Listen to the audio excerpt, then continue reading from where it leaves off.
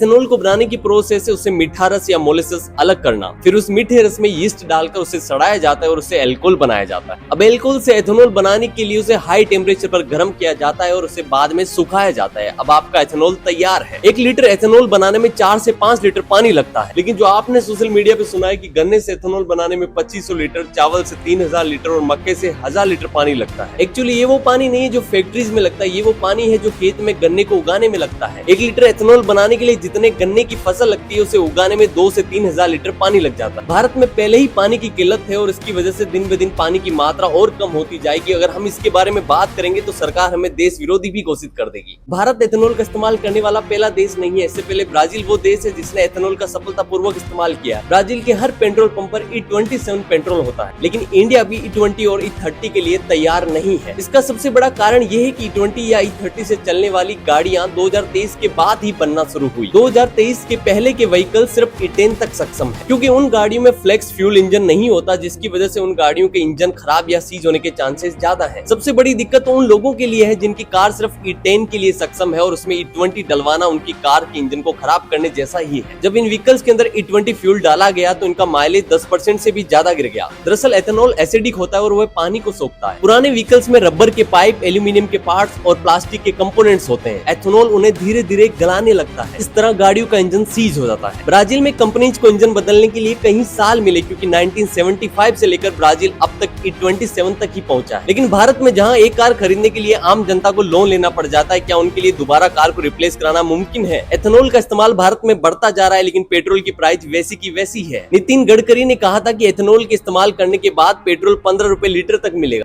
आप 120 रुपए जो पेट्रोल ले रहे हैं उसका भाव हम 15 रुपए लीटर करेंगे। पेट्रोल की प्राइस तो तब भी कम नहीं हुई जब क्रूड ऑयल की प्राइस गिर गई। क्रूड ऑयल आज के 2 महीने पहले $100 प्रति बैरल मिलता था, तब भी पेट्रोल की प्राइस 100 रुपए थी, और आज जब $72 पर बैरल मिल रहा है तब भी प्राइस 100 रुपए ही है। ये नेता लोग आम जनता की प्रॉब्लम को इसलिए उजागर नहीं करते क्योंकि एथेनॉल बनाने वाली सारी मिल्स ही नेताओं की है, चाहे वो नितिन गडकरी हो, शरद पवार हो या विकी पाटिल हो। एक बात और है कि अगर सरकार एथेनॉल की मात्रा दिन ब दिन बढ़ाती जा रही है तो उसको पेट्रोल की प्राइस भी कम कर देनी चाहिए। और दूसरी बात यह कि एथेनॉल को बनाने के लिए जो फैक्ट्री से वेस्ट निकलता है उसमें जीरो लिक्विड डिस्चार्ज के नियमों का पालन होना चाहिए, ताकि किसानों की जमीन और आम जनता की हेल्थ पर कोई असर ना पड़े। अगर आपके भी कुछ विचार है एथेनॉल के ऊपर तो आप कमेंट में हमें जरूर बता सकते हैं।